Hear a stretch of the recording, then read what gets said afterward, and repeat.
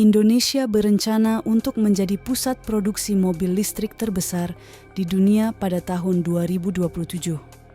Presiden Joko Widodo menyatakan bahwa Indonesia memiliki sumber daya alam tambang seperti nikel, bauksit, timah, dan tembaga yang merupakan bahan baku untuk membuat baterai dan mobil listrik di dalam negeri.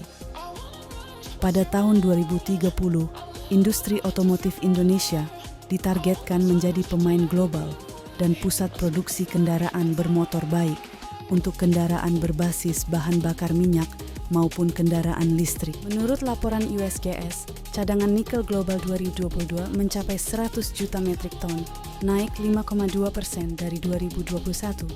Indonesia dan Australia masing-masing memiliki 21 juta metrik ton, menyumbang 21% dari total global.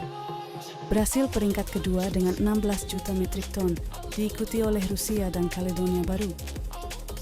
Indonesia juga menjadi produsen nikel terbesar, sebanyak 1,6 juta metrik ton, posisi di atas Filipina dan Rusia.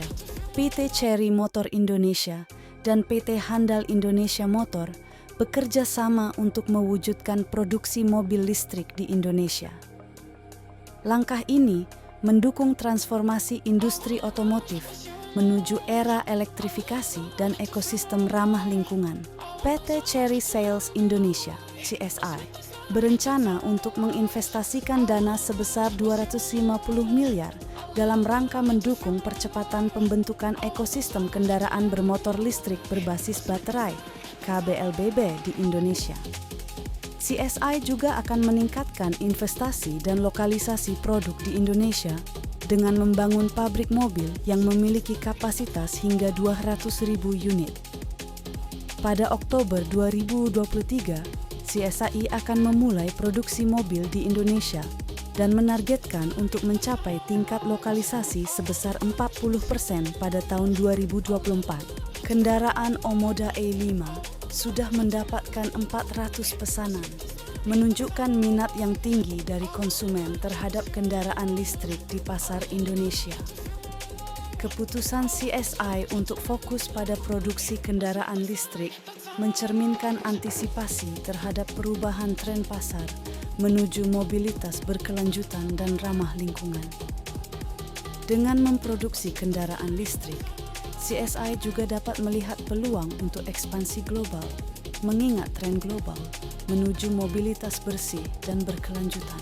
Menteri Airlangga berharap produksi perdana mobil Omoda 5 EV akan diversifikasi pasar mobil listrik di Indonesia. Ekspor mobil listrik ke pasar seperti Vietnam, Filipina, dan Australia menjadi fokus untuk memanfaatkan ekosistem EV dan baterai yang sudah lengkap.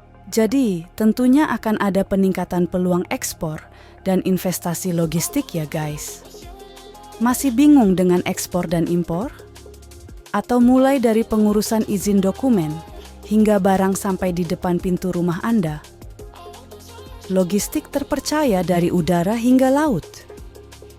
Kami hadir memberikan solusi pengiriman yang sesuai dengan kebutuhan Anda.